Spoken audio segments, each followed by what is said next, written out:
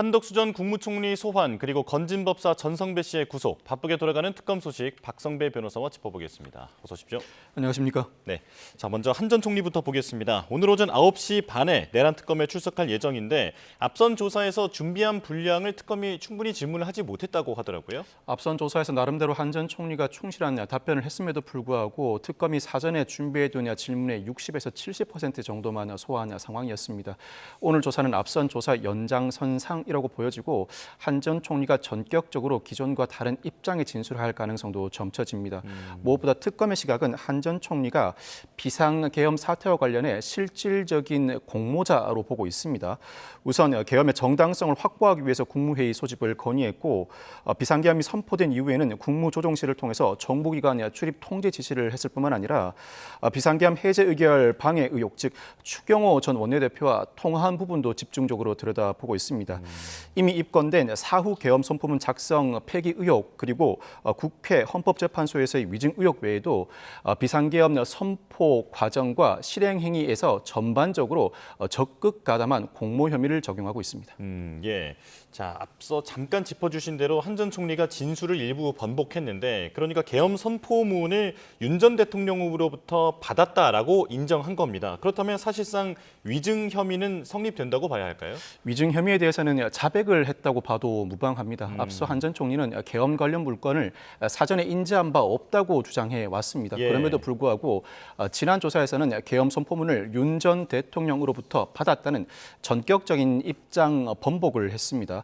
사실 대통령실 CCTV가 확보돼 있고 그 CCTV에는 한 전 총리가 국무위원들에게 문건을 돌려주면서 나누어 보는 모습, 나아가 문건을 챙겨 나오는 모습, 국무위원들이 모두 돌아간 이후에는 이상민 전 장관과 단둘이 남아서 일부 문건을 보며 대화를 나누는 모습도 모두 포착돼 있습니다. 예. 물론 특검 입장에서는 각 문건의 구체적인 내용을 확인할 수 없는 상황이었는데 관련자들 조사에 이어서 한 전 총리로부터 집중적으로 각 문건의 실체 관계에 대한 질문을 하고 답변을 들었던 것으로 보입니다. 그 과정에서 계엄 선포문을 윤 전 대통령으로부터 받았다는 진술을 하기에 이르렀는데 구속영장 청구와 관련해 진일보한 입장을 내비치고 있는 것으로 보입니다. 예, 그렇다면 사실상 오늘 소환 조사가 구속영장 청구 전 마지막 조사다라고 지금 전망이 되는 겁니까? 마지막 조사로 여겨지고 오늘 조사를 마친 이후에는 사실 특검 입장에서는 구속영장 청구가 예정된 수순이라고 보여집니다. 지난달부터 이미 압수수색을 여러 차례 단행해 온 바 있고 이를 통해서 한 전 총리의 자택, 공간에서 일부 증거물을 압수했고 나아가서 관련자들 수사도 진행되었을 뿐만 아니라 이미 확보된 대통령실 CCTV도 존재하고 전 비서실장으로부터 비상계엄 선포 당시에 한 전 총리의 동선과 행적도 파악을 해둔 상태입니다. 이와 같은 특검의 수사 행적은 사실상 구속영장 청구를 목표에 두고 있다고 할 수 있습니다. 예. 오늘 집중조사 이후에는 구속영장 청구가 수순인데 만약 전격적으로 한 전 총리가 사실관계 전반을 인정하는 진술을 한다면 이때는 특검이 구속영장을 청구하지 않을 가능성도 배제하지 못합니다. 사실 한 전 총리는 고령이고 평생 공직자로 재직해온 인물로서 구속영장 발부에 상당한 부담과 두려움을 느끼고 있을 가능성이 높습니다. 아, 예. 지금 한 전 총리 말씀을 하셨는데 추경호 전 원내대표와도 지금 밀접하게 연관이 되어 있는 상황 아닙니까? 어제 이제 국회 사무처를 압수수색을 하면서 추경호 전 원내대표에 대해서는 피의자로 아예 적시를 했던데 지금 한덕수 전 총리와 계엄 당일에 통화했다라는 사실이 드러난 거죠? 추경호 전 원내대표는 국회의 계엄 해제 표결 방해 혐의의 피의자로 적시되어 있습니다. 어제 특검이 국회 사무처를 압수수색하면서 국회 본청 CCTV 등을 확보했는데 그 과정에서 역시 비상계엄 선포 당시에 국민의힘 의원들이 비상계엄 해제 표결에 참여하지 못하게 된 이유가 추경호 전 원내대표를 비롯한 국민의힘 지도부의 관여 때문이 아닌가, 나아가서 윤 전 대통령의 지시가 일부 포함된 것이 아닌가 지켜보고 있습니다. 예. 이 과정에서 한 전 총리가 추경호 전 원내대표와 당시 통화한 내역이 확보되면서 한 전 총리도 비상계엄 해제 표결 방해 의혹의 일부 대상자로 지목되고 있는데 사실 이 부분은 통화 내역이 어느 정도인지 가늠하여야 실제로 한 전 전 총리가 비상계엄 해제 의결 방해 의혹에 가담하였는지 여부를 가늠해 볼 수 있습니다. 구속영장 청구를 한다고 하더라도 이 부분은 포함되지 않을 가능성이 있는데 오늘 조사에서 한 전 총리가 이와 관련해서도 기존 입장과 다른 진일보한 진술을 내놓을 가능성도 배제하지 못합니다. 예, 그렇다면 지난 조사에서 한덕수 전 총리가 지금 추경호 전 원내대표 관련된 어떤 진술을 했고 그에 따라서 이런 압수수색이라든지 강제 수사에 돌입했다라고도 추정해 볼 수 있는 겁니까? 그와 같은 추정도 가능하고 사실 특검은 이전 조사에서 질문 준비하였던 내역들 60에서 70%밖에 소화하지 못한 상황이라 예. 이 부분은 집중적으로 묻고 답을 듣지 못했을 가능성도 배제하지 못합니다. 조사에 본격적으로 들어가기 앞서서 개괄적인 질문을 하고 답을 들었을지언정 구체적인 진술, 즉 구체적인 질문과 답변을 받는 절차는 오늘 진행될 가능성도 배제하지 못하고 예. 이를 토대로 앞으로 추경호 전 원내대표를 비롯한 국민의힘 지도부를 향한 수사에 한 전 총리의 진술을 유효한 근거로서 사용할 가능성을 배제하지 못합니다. 예, 그렇다면 추경호 전 원내대표에 대한 소환도 이제 초입기에 들어갔다라는 분석이 나오는데 어떻게 전망하십니까? 추 전 원내대표에 대한 소환은 불가피합니다. 추 전 원내대표가 실제로 응할지는 미지수입니다만 일단 그동안 추 전 원내대표는 비상계엄 선포 당시에 국회 당사로 장소를 세 차례에 걸쳐서 변경했고 그 과정에서 윤 전 대통령과 통화한 내역도 확보되어 있습니다. 예. 무엇보다 우원식 국회의장에게 관련 국회 개의를 2시간 내지는 일부 미뤄달라고 요청하였다는 보도도 나오고 있습니다. 이에 따라서 적어도 피의자로 입건된 이상 조사는 불가피해 보이고 특검의 시각은 추경호 전 원내대표를 넘어서서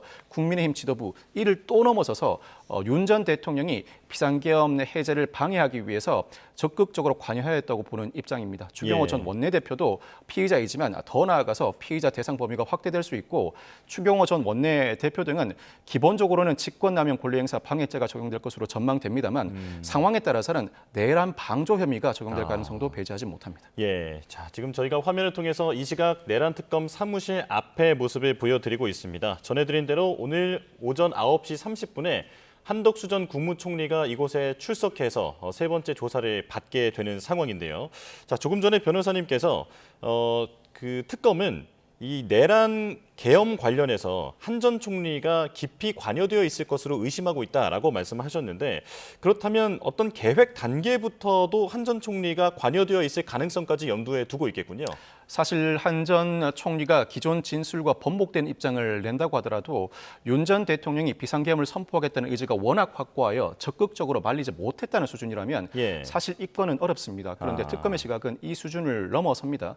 한 전 총리는 윤 전 대통령이 무리하게 비상계엄을 선포하려 하자 절차를 무시하는 것으로 보이고 국무회의를 소집해야 한다는 건의를 하였는데 이 국무회의 소집의 이유도 비상계엄의 절차적 정당성을 확보하기 위한 차원, 즉 비상계엄을 선포하는 과정에서도 적극적으로 관여하였다고 보고 있고 실제로 비상계엄을 선포한 이후에 윤 전 대통령을 비롯한 이상민 전 장관, 김용현 전 장관 등이 구체적인 실행 행위를 담당하였지만 한 전 총리도 일부 축으로서 국무조정실을 통한 정보기관 출입 통제 등 구체적인 실행 행위에 가담하였다고 보고 있는 입장입니다.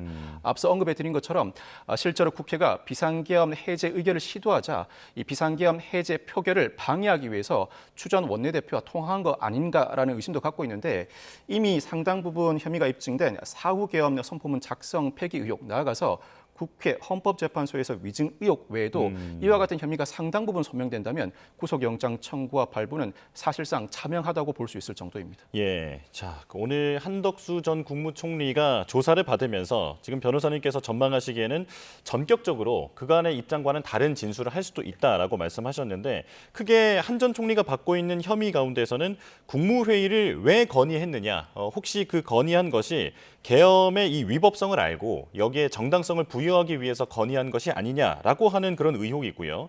그리고 사후 선포문 서명도 마찬가지인데 이런 어떤 부분에서 전격적으로 다른 진술이 나올 가능성이 있는 겁니까? 사후계엄 선포문과 위증 의혹은 사실상 자백하였거나 자백이 불가피한 부분입니다. 아, 예. 이 부분을 자백한다면 이 혐의 자체만으로는 구속영장 청구가 어렵습니다. 그렇지만 여기서 더 나아가서 계엄의 정당성을 확보하기 위해서 국무회의 소집 건의를 하였던 것 아닌가. 윤 전 대통령이 무리하게 비상계엄을 선포하려 하자 나오자 일부 반대 움직임은 있었지만 사실상 절차적 정당성을 확보하기 위해서 국무회의의 2인자로서 일부 보강을 해주었다는 취지의 자백, 즉 비상계엄 선포 과정에서 관여하였다는 사실을 전격적으로 자백하고 비상계엄 선포 당일 추경호 전 원내대표와 통화한 내역이 이 국회의 상황을 파악하고 상황에 따라서는 비상계엄 해제 의결을 방해할 의도로 이와 같은 통화를 하였다는 진술을 전격적으로 하기 시작한다면 이미 증거가 상당 부분 확보되어 있고 그동안의 국무총리로서의 재직 경위와 수사에 응하는 태도로 볼 때 도주의 우려가 없다는 이유로 구속영장 청구 자체가 사실상 어려워집니다.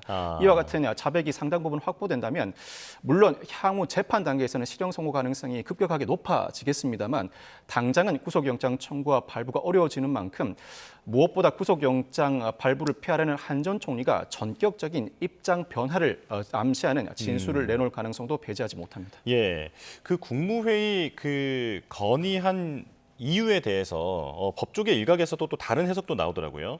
그러니까 계엄에 가담하는 입장에서 적극적인 입장에서 국무회의를 건의함으로써 계엄의 위법성을 탄핵하기 위해서 그러니까 정당성을 부여하기 위해서 그런 적극적 역할을 했다라고 하는 의견도 있고 아니다. 대통령이 이렇게 진행하는 것을 말리지 못하는 상황에서 그저 절차적 조언을 했을 뿐이다 라고 하는 그런 두 가지 측면에서 이 국무회의 건의를 보는 시각이 있더라고요. 어떤 쪽에 좀 더 무게가 있는 겁니까? 두 가지 시각 모두 아직까지는 가능하다고 할 수 있습니다. 다만 국무회의를 소집한다면 국무회의에 참석할 수 있는 모든 국무위원들에게 국무회의 소집 통지를 발령하고 이 국무위원들이 모두 소집되었을 때 정상적인 국무회의가 시작되어야 합니다. 그럼에도 불구하고 윤 전 대통령에게 국무회의 소집 건의를 단행한 한 전 총리는 일부 국무위원들에게만 국무위원 소집 통지를 한 것으로 보입니다. 즉 적어도 윤 전 대통령의 비상계엄에 동조하거나 비상계엄 선포에 적극적으로 반대하지 않을 만한 국무위원들에게만 사전 통지를 발하고